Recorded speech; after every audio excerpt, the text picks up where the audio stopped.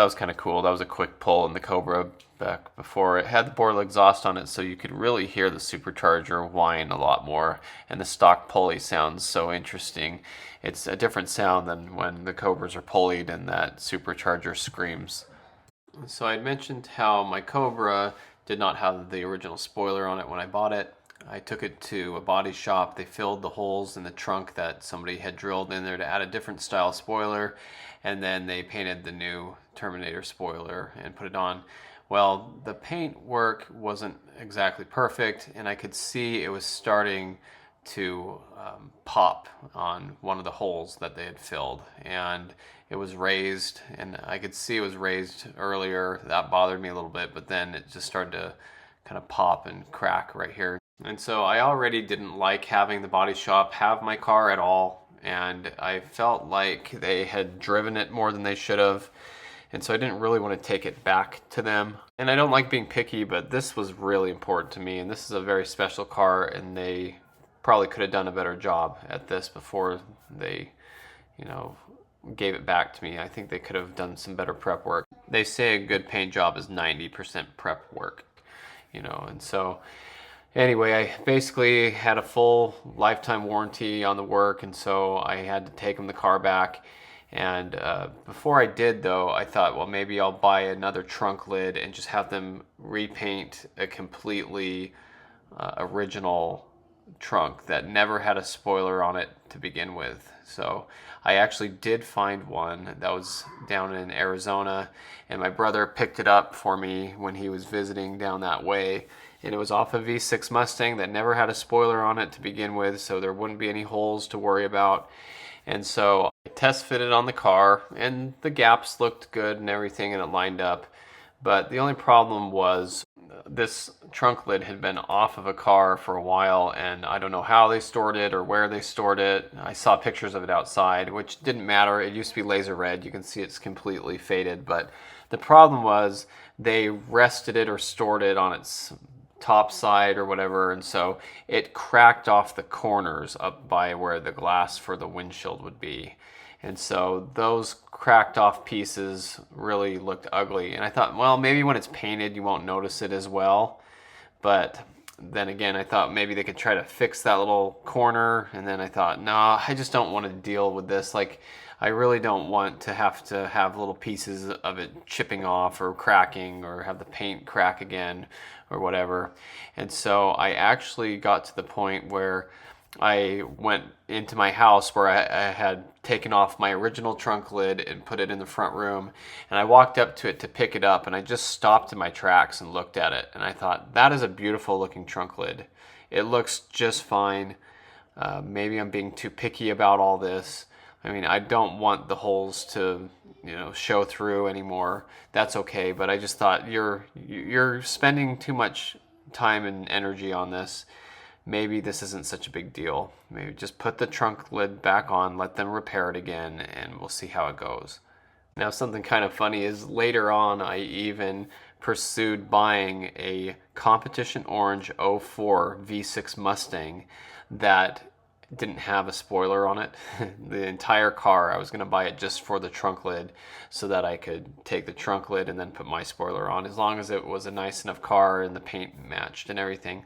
But I had the owner of the car go look under the trunk lid, and they could see that it used to have the holes drilled in, and so that car was actually repainted at one point and they filled the holes, so it was the same problem. So this was just becoming too much of an issue, so I decided I'll just take it back to the body shop and let them fix it. Now, something I'd mentioned before was I was happy that I still had the original harness to the Cobra that had the square light that's inside the trunk, because the third brake light on a normal Mustang has the light for the trunk, and since the Terminator Cobra has an LED third brake light, it's not the same setup, and so there's a different harness, and so I'm happy about that. And I did talk about that earlier, so here's just kind of a quick little picture of that. That rectangle light there on the top left of the screen is specific to the Terminator Cobra as far as Mustangs are concerned. Maybe Ford used it in other vehicles, but that was only on the Cobras, on the '03, '04s. I was keeping track of the mileage on the car as the time went on before I had the appointment for the body shop, and I was going to write down the mileage and see if they drove it more this time around. So my friend came over with his white Terminator. You can see it there in the garage of my house. I said, go ahead and leave the white Terminator in the garage and you can drive my orange one and I'll drive the Mach 1 and we can go to the body shop and drop the car off for its appointment. And like I had said before, I actually considered buying that white Cobra when it was in Phoenix for sale, and then my friend ended up buying it, so it was kind of cool. I got to enjoy it, and I told him, hey, that white Cobra looks pretty good in the garage. Maybe you should just leave it there, and I'll just buy it from you. But obviously I wasn't going to do that, and he didn't want to sell it anyway. He did end up selling it later, and it went up to northern Utah, which I showed in one of my last videos with the other Sonic Blue Cobra and the Screaming Yellow Cobra that was up north. But anyway, it was just kind of fun to see his Cobra in my garage. It looked good in there. So we set out and took the two Mustangs on a cruise across town. It was like half an hour away, and we stopped to take a couple pictures in this beautiful area. I really like it out here on this parkway. So we got to the body shop and I wrote down the mileage, and we left the car there to get the trunk fixed again. And so I had actually taken a picture of the mileage to see if they had driven the car, because I had suspected they did that last time I dropped the car off at the body shop. And sure enough, when I came back, they had driven it about 6 miles.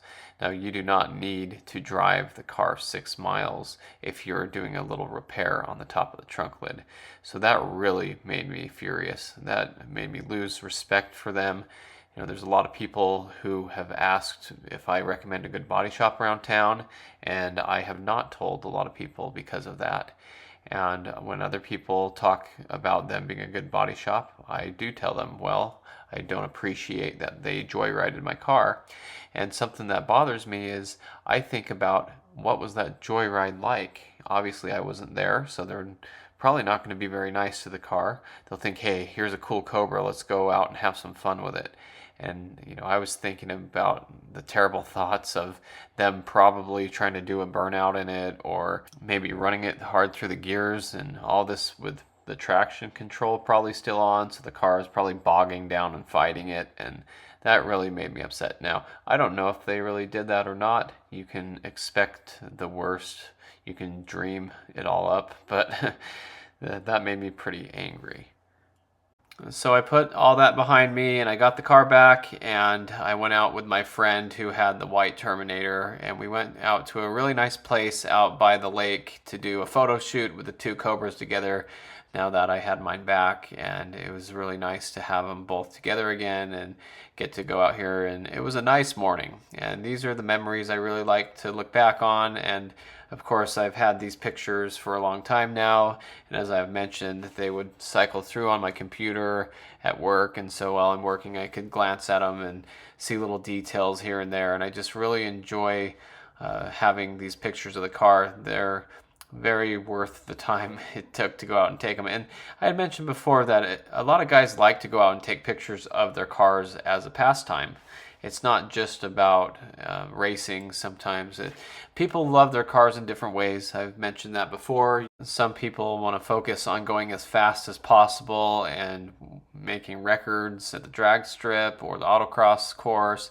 Some people love to collect the car and just never drive it. Some people like to take it out and take pictures of it, which is something I like to do as well. So I kind of do a little of everything with mine. And so this was a really nice morning just to get together, go cruise around and take some pictures. And some of them came out really good. I think sometimes you have to take 1,000 pictures to find the one that you really like the most. And sometimes it's the opportunity of being in the right place at the right time of day. You can schedule that sometimes and it works out. But I love this background there, the mountain range. It's so beautiful out here. And I work out this way, and so you'll see here in a minute there's a picture of my car in the parking lot at work, because I stopped by work on the way back from all this, and you can see looking back towards this way.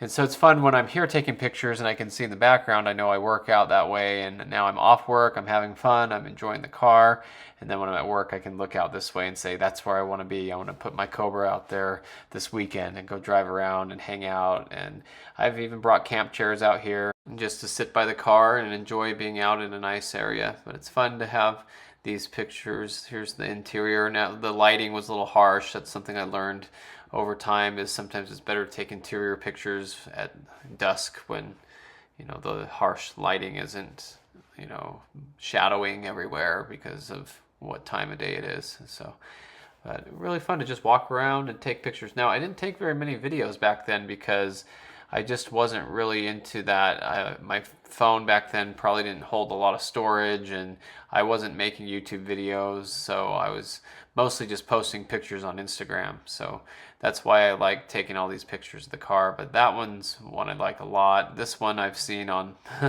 my desktop at work a lot, and I just think, man, what a beautiful day, what a bright orange car. What a very nice place. Now, as I was driving home, I couldn't help but get excited and throw out one wild. Woohoo! I took that out of the video, but I'll put it back in just to show how excited I was. Here I am in the parking lot at work. I stopped by to get something on the way home, and so I parked in there and took some pictures. I've never driven this car to work, but like I said, from here you can see where I like to take the Cobra when I walk out from work, and it gives me excitement to think about what I want to do and go drive around out there every time I walk out that way. So I parked next to my friend's silver metallic Terminator because he was at work that day. So I got a few more pictures on the way home at some nice places here in this nice community. And then I really like this picture here of the cloud reflection when I got home. It just was a nice day and the clouds were out and it was just shining nicely on the Cobra. So anyway, that's the update for now, and there's more to come, so stay tuned for the rest of the series of this. And I want to thank everyone for watching and who like the videos and subscribes to the channel. I appreciate it. So thanks for watching. Stay tuned for more on this orange Cobra story and more Mustang content.